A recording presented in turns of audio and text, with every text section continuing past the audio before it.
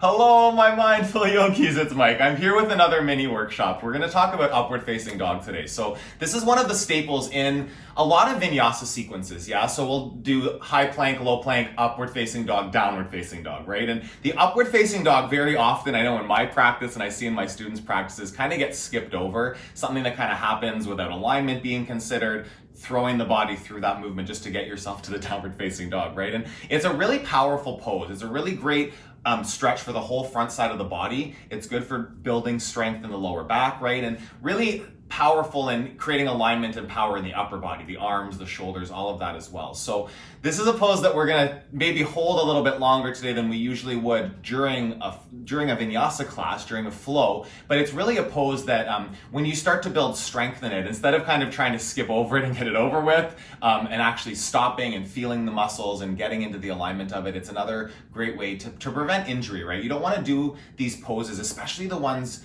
during the flow that we do again and again during a class. You want to make sure that you're doing those for the right alignment for your body, right? And again, it can look different for every person's body. We'll do different kind of levels going from baby cobra all the way up to different options for upward facing dog. But just getting it so that you're taking the time to feel your body in the pose and do it properly and safely in your body's range of motion, yeah? So we're gonna start on our bellies actually, okay? Because for a lot of people, upward facing dog might not actually even really quite be available yet if you're new to the sequence. So a really gentle lower back stretch is gonna be baby cobra, okay? So the same setup, when you're coming into upward facing dog, your hands are going to be by your low ribs where they would have been from chaturanga, right? But if you've come all the way down, so actually let me do that. I'll come into a high plank. So the flow, right, regularly, the flow would look like high plank, low plank, that's the chaturanga dandasana. Upward facing dog, you roll the toes, come to the tops of the feet, and you press and lift, chest through the arms, shoulders back, thighs lift, and then from there, it would be back to downward facing dog, right? And that might be a little bit too much for a lot of newer yogis, or maybe not even newer yogis. You might just have reasons that you need a bit less work. So how that can look, and like I talked about this in the chaturanga workshop, you can come down to your knees, right? So that can be the chaturanga on your knees, is lowering down here, same upper body movement, and then upward facing dog instead would be cobra or baby cobra. So baby cobras with a little or a lot of a bend in the elbows. It might even look like this, right? Cobra is upward facing dog, but your legs are on the ground. So you would then extend the arms all the way. This would be a cobra pose, right? So taking that work out of the lower half of the body, you're not having to create the lift, right? Less work in the low back if you've got some tightness in your low back, but still here, soft through the elbows, shoulder integration, chest forward, cobra pose, right? A nice option instead of upward facing dog. Push back. And then from cobra, if you're doing the modified flow, then cobra can look like you come up to cobra, you push back onto your heels, child's pose, come up to tabletop, and lift your hips back to downward facing dog, right? So just how upward facing dog fits into the flow, different options, how you can modify that sequence, the vinyasa for your practice, right? But talking about upward facing dog, and cobra too, they're both basically the same pose, it's just about lifting the legs off the ground or not. So a really common mistake I see in upward facing dog is people will come down through the chaturanga, right? And do upward facing dog here on the toes. So if you look at my feet, right? I've got my toes curled under and I'm doing upward dog here. It just doesn't feel good in the legs and in the ankles, right? So what you're actually getting in up dog is an ankle stretch by pointing the toes back, okay? And pressing. The tops of my feet are pressing a lot, so much that my kneecaps lift off the ground, yeah? And really pressing, lifting, shin bones can lift, thighs can lift, right? By activating that press down through the tops of the feet. If your toes are curled under, the more you lift up, it just doesn't feel good.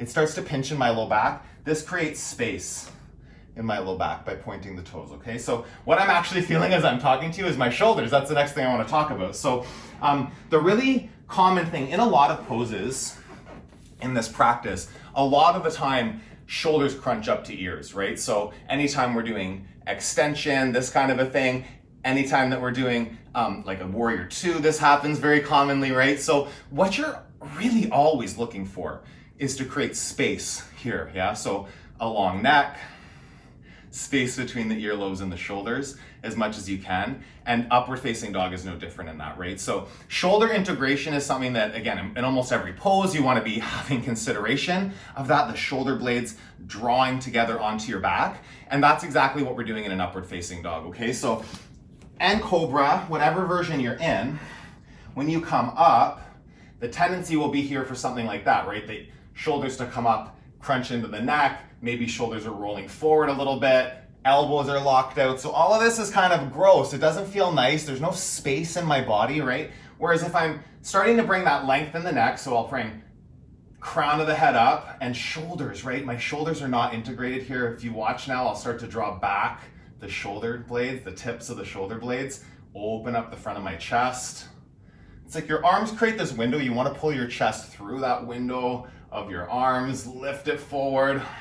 And right here, so I'm in cobra. The only difference to make it an upward facing dog is more legs, right? So I press the tops of the feet and create the lift up through the thighs and the calves. So again, instead of being somewhere like this, right? It's like bringing that openness, that space through the upper body, shoulders back, keeping strong through core. So core, that's the last one I want to talk about here. So core is really important in a lot of these poses, right? Again, it's kind of the cues that I'm giving you are cues that land for a lot of poses in this practice, but it's something that you want to think about, that when you're lifting up, you really want to be supporting the low back through your core muscles, right? So it's like an airbag effect, we say, right? So when you suck in through Uddiyana Bandha, that's the Sanskrit terminology for like the lock of the belly muscles, the abdominal muscles. When you are engaged through your Uddiyana Bandha, engaged through your core muscles, you're actually pressing those muscles back and supporting the low back at the same time, right? So coming into an upward facing dog,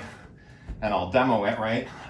At the sacrifice of my own back for you, I will show you, right? But if you're coming up and you're just kind of letting the belly paunch out, I can feel it right away, right? Like my belly's just kind of hanging there. My low back's got a little pinch happening to it. It's gonna make it harder to integrate my shoulders just because there's no support happening. Whereas if I'm now engaging, scooping in and up through the core, I right away feel my low back stabilized, okay? So it might not look a lot different. I don't know, I didn't see my belly there. I don't know how different it looks, but energetically, stability-wise, I feel a huge shift, right? So from that core engagement, I can now bring some more work to the upper body, more integration to the shoulders. And then also, it's core that's gonna help lift your legs up. Oh, my beastie's there. Lift your legs up off the mat, right? Lift up through your thighs, lift up through your shin bones, take a breath in, and downward facing dog. Hey, buddy, what up? You gonna flop down there? Can you go to your bed, maybe? Hey, go to your bed. You don't do a very good upward face. Well, that's not true. He does a great up dog and down dog. Go on to your bed, buddy. Go on over there. Hi. Just wants attention. Yeah, doesn't want to sleep through yoga today. That's okay. Go to your bed. You won't get outside soon enough. Go to your bed. Nice. He sometimes sleeps through yoga and sometimes loses his mind. That was pretty chill. Now he's like finding his toys, so we'll see how this goes.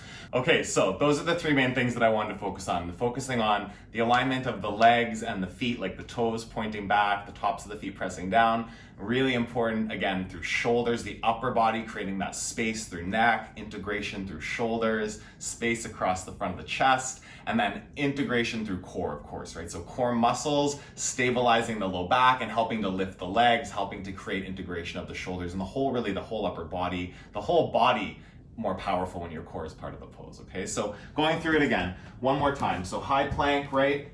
Low plank. And then from here, the transition, you point the toes back as you pull the chest through the arms for upward facing dog, creating that space in the neck, creating that integration through the shoulders, creating that stability, that support through your mid-body, your core muscles. Breathe in. One more thing I didn't talk about was elbows, right? Not locking out the elbows, softness in the joints, so there's like a little bounciness to your elbows there. Keep the work in the arm muscles. Oh, still here, shoulders back, chest forward, press the floor away. Downward facing dog, leading from your core. Your belly button draws you straight back to downward facing dog.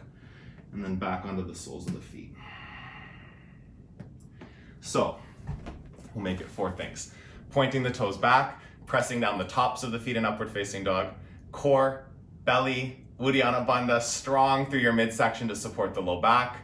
Upper body, the shoulders, integrating, the chest pulling forward, the space through the neck, yeah? And then lastly, that last little bonus there is not locking out elbows, right? So in this style of yoga, Baptiste yoga that I teach, always working with soft joints and really kind of a fluid quality to the body, never feeling rigid, right? So a great pose. This is an awesome pose to take after doing core work, right? Because it's a nice, huge stretch across the whole front of the body. So it can be really nice after some core exercises just to hold an up dog, kind of sway into it, feeling that stretch across the front of the body, openness.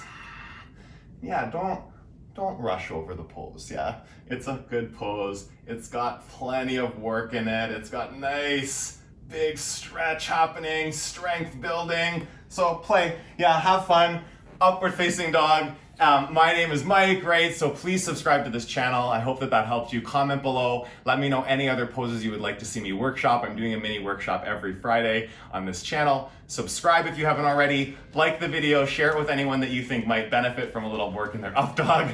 Maybe don't tell them it in that way, right? But share it. And yeah, I would love to see you again soon. Have an awesome rest of your day.